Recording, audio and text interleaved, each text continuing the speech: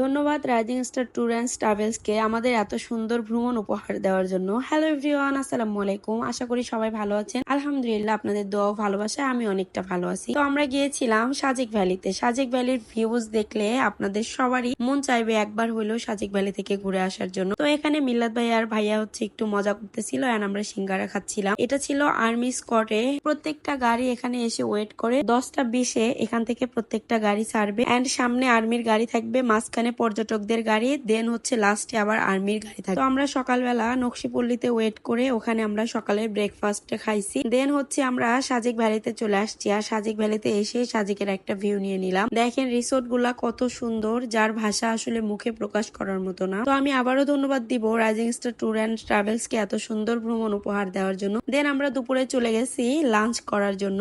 আর এই যে দেখেন মেঘগুলা কত কাছ থেকে দেখতে পাচ্ছি। তো দুপুরের লাঞ্চে আমাদের ছিল ব্যাম্বো চিকেন এন্ড হচ্ছে ভাত, ডাল এন্ড পাহাড়িদের যে সবজিটা থাকে সেটা। পাহাড়িদের জীবনযাপন আসলে অন্যরকম, আমাদের থেকে ওদের জীবনযাপনটা সবসময় ডিফারেন্ট।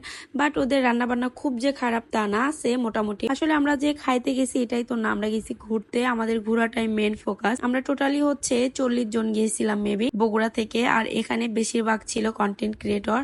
তো ভালো লাগছে সবার সাথে মিশে, প্রত্যেকবার ট্যুরে নতুন নতুন মানুষের সাথে পরিচয় হয়ে অনেক বেশি ভালো লাগে। আসলে আমাদের জীবনে ঘোরাটা অনেক বেশি ইম্পর্টেন্স, ঘুরলে মন শরীর দুটাই ভালো থাকে। তারপরে আমরা বিকেলবেলা চলে আসছি আবার ভিউ নিতে। আর এখানে দেখেন সাজেকের ভিউ, নিচে কত নিচে আরো রিসোর্ট।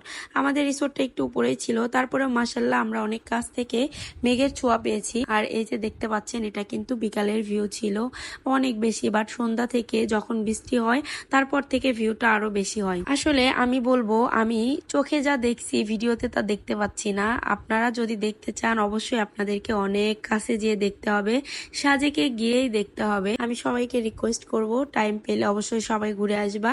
আর এদিকে হচ্ছে আমি ভিউ নিতে নিতে দেখতেছি মিল্লাত ভাইয়া ভিডিও শুট করার জন্য অনেক নিচে চলে গেছে। আসলে না, কন্টেন্ট ক্রিয়েট করা এত চারটিখানি কথা না, এতটা সহজ না যতটা সহজ আমরা দেখি ভিডিও মেক করা। আসলে এই ভিডিওর পিছনে অনেক কাহিনী থাকে, অনেক কষ্ট থাকে, অনেক পরিশ্রম থাকে। এটা কিন্তু অনেক নিচে গেছে ভাইয়া, এখানে গিয়ে ভিডিও শুট করতেছে।